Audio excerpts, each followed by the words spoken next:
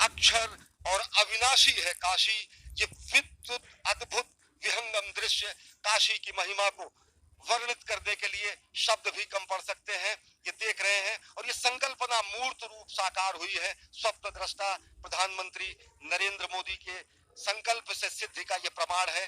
बाबा विश्वनाथ के धाम का आज लोकार्पण हो रहा है देश के लिए और विश्व के लिए। आरती जी ने एक जिक्र किया था अश्विनी जी तुलसीदास जी के उस दोहे का, जिसमें वो कहते हैं कि जो भगवान शिव है यहाँ पर तारक ब्रह्म का उपदेश करते हैं। यहाँ जो कोई भी मृत्यु को प्राप्त होता है उस नाम का उपदेश करते हैं जो आपको तमाम जीवन मरण के चक्र से विनिर्मुक्त कर देता है, और इसीलिए इस क्षेत्र को अविमुक्त क्षेत्र कहा जाता है। भगवान शंकर ने स्वयं इस क्षेत्र को आनंद वन का नाम दिया। भगवान पिनाकी शंकर ने इसको आनंद इसलिए किया कहा क्योंकि ये जो काशी क्षेत्र है वो अपने आप में मोक्ष स्वरूप ही है। बहुत सारे लोग ये कहते हैं कि वृंदावन जैसे धाम में रहने वाले लोग कहते हैं कि हमें तो मुक्ति नहीं चाहिए, हमें मोक्ष नहीं चाहिए, हमें तो भक्ति चाहिए। बहुत ही स्पष्ट तौर पर यह वर्णित है काशी खंड में कि भगवान शिव केवल मोक्ष नहीं देते, सब कुछ देते हैं। जो मोक्ष चाहता है उसे वो मोक्ष देते हैं, जो मोक्ष नहीं चाहता उसे वो इष्ट देते हैं। अपने इष्ट की प्राप्ति, अपने लक्ष्य की प्राप्ति और मोक्ष की प्राप्ति, जो कुछ भी अगर आप चाहें आप इस आनंद वन में प्राप्त कर सकते हैं, जिसे स्वयं भगवान पिनाकी ने इसे अपना नाम दिया।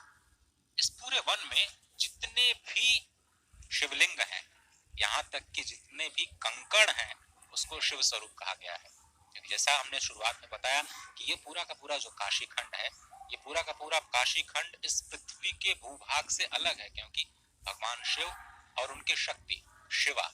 अब आप ये स्पष्ट तौर पर जो आरती जी ने भगवान तुलसी का जो जिक्र किया और उनके चौपाई का जो जिक्र किया, स्पष्ट तौर पर शुरुआत में ही भगवान रामचरितमानस की शुरुआत में ही अश्विनी जी वो शिव और शिवा की आराधना करते हैं। क्यों? क्योंकि प्रयागराज की धरती पर याज्ञवल्क्य और भारद्वाज जी के बीच में जो रामायण को लेकर के प्रश्न पूछे गए, जब उन्होंने राम कथा पूछी भारद्वाज मुनि से, याज्ञवल्क्य जी ने, तो उन्होंने उनको शिव कथा सुनाई।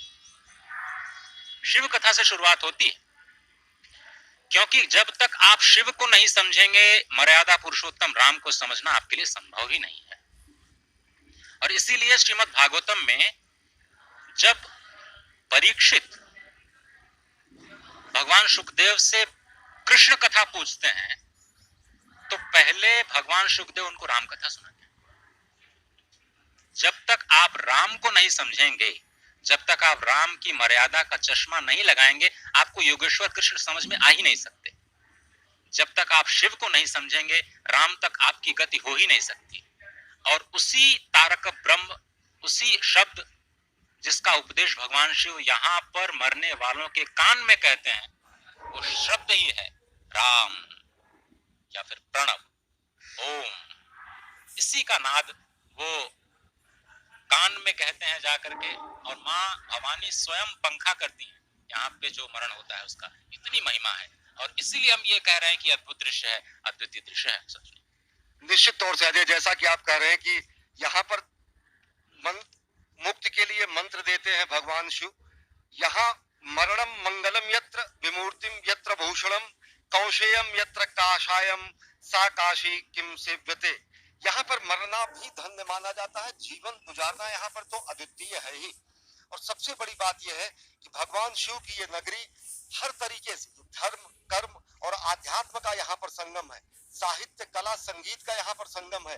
सनातन संस्कृति का ये सर्वोच्च प्रकाश स्तंभ तो है ही, साथ ही साथ ये स्पष्ट तरीके से पूरी दुनिया का सबसे कलश में उन्होंने जल लिया है और उसके बाद में अब वो जल लेकर बाबा विश्वनाथ को चरणों में अर्पित करेंगे, उस लिंग पर अर्पित करेंगे। और ये पूरी धार्मिक आस्था के साथ प्रधानमंत्री के द्वारा की जा रही ये पूरी एक तरीके से क्रिया है, जिसके तहत माना जाता है कि बाबा के पास में आप अगर माता गंगा का जल चढ़ाते हैं तो निश्चित तौर से आपको तमाम पुण्य के लाभ प्राप्त होते हैं। और उस लाभ का ही असर होता है कि जब देश का प्रधान सेवक सशक्त होता है, मजबूत होता है, शक्ति से संचारित होता है, उसका लाभ पूरे राष्ट्र को मिलता है। और निश्चित तौर से हमने देखा ये ऐतिहासिक लम्हों, ये ऐतिहासिक क्षण अब से कुछ देर पहले जब पवित्र एक और आस्था की डुबकी प्रधानमंत्री नरेंद्र मोदी ने निर्मल गंगा में लगाई। हमने इससे पहले प्रयागराज में भी देखा था, संगम स्थली पर जब प्रधानमंत्री ने वहां पर डुबकी लगाई थी तो निश्चित तौर से जो एक पीड़ा उठाया था स्वच्छ निर्मल गंगा का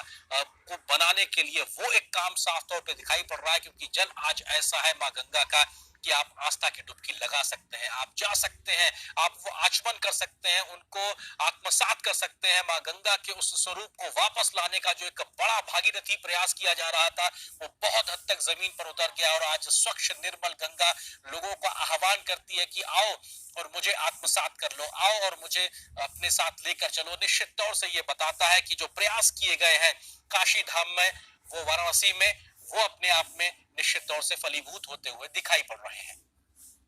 अगर देखें तो यहाँ साक्षात देवाधिदेव महादेव का वास है। ये सनातन संस्कृति का दिव्य प्रकाश स्तंभ है।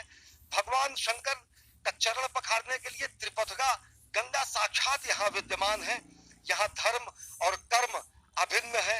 यहाँ पर भवन भवानी आसन्न है। यहाँ पर शक्ति और भक्ति अनन्य है। और काशी में जीवन और मृत्यु भी धन्य है। मेधा इसका ललाट है, संस्कार इसकी भाषा है, सरलता जीवन दर्शन है, सहजता वेशभूषा है, प्राचीनता से भी प्राचीन अनंत विभूषित महास्थान है। काशी 12 ज्योतिर्लिंगों में सबसे विशिष्ट और प्रधान है। ये सनातन संस्कृति की सर्वोच्च भाव भूमि आप देख रहे हैं। ये सर्वोच्च भाव भूमि है सनातन संस्कृति की। आत्म उत्कर्ष और आत्मोद्धार की ये पवित्र पुण्य भूमि है। व्यष्टि के उत्थान और समष्टि के कल्याण का